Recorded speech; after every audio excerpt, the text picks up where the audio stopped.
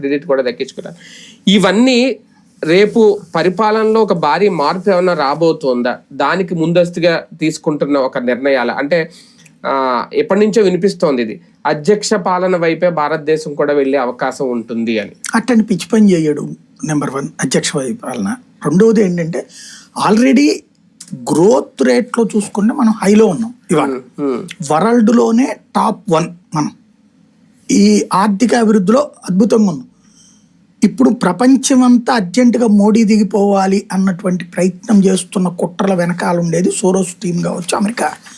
ఎందుకు ఉంటుంది అంటే మీరు చెప్పినటువంటి ఆయుధాల వ్యాపారం. ఆ వ్యాపారం జోలికి వస్తే ప్రపంచం ఊరుకోదు. ఇవాళ ఇది ఎట్లా ఉంటుందంటే దీపావళి బాణాసంచ దాని మీద 5,000 రూపాయలు వేస్తాడు, 80% డిస్కౌంట్ అంటాడు. వాస్తవంగా 80% డిస్కౌంట్ ఇచ్చారంటే అసలు ఎంత పడుతుంది అది? నేను శివకాశి కాకుండా మన ఇక్కడ చిన్న శివకాశి అంటారనమాట, చిత్తూరు బోర్డర్స్ లో ఉంటుంది, మదనపల్లి దగ్గర ఉంటుంది. నేను అక్కడ ఉన్నప్పుడు వెళ్ళి కవర్ చేశాను. తర్వాత ఒకసారి పేలుళ్ళు జరిగినప్పుడు కూడా వెళ్ళాను నేను. ఆ ఊరి దగ్గర స్పెషల్ ఏంటంటే నేను అక్కడ ఉన్న బాణసంచ తయారీ ఎట్లా అంటే 1,000 రూపాయలకి నేను 2 గోతాంలో సరుకు తెచ్చుకున్నా. నేను ముందు నలుగురం కలిసి వెళ్ళాం. నలుగురం కలిసి వెళ్ళినప్పుడు మామూలుగా 4 సెంట పాస్ 100, 200 లార్లు ఇట్లా పడేసుకున్న తర్వాత నేనేం వేసుకున్నాను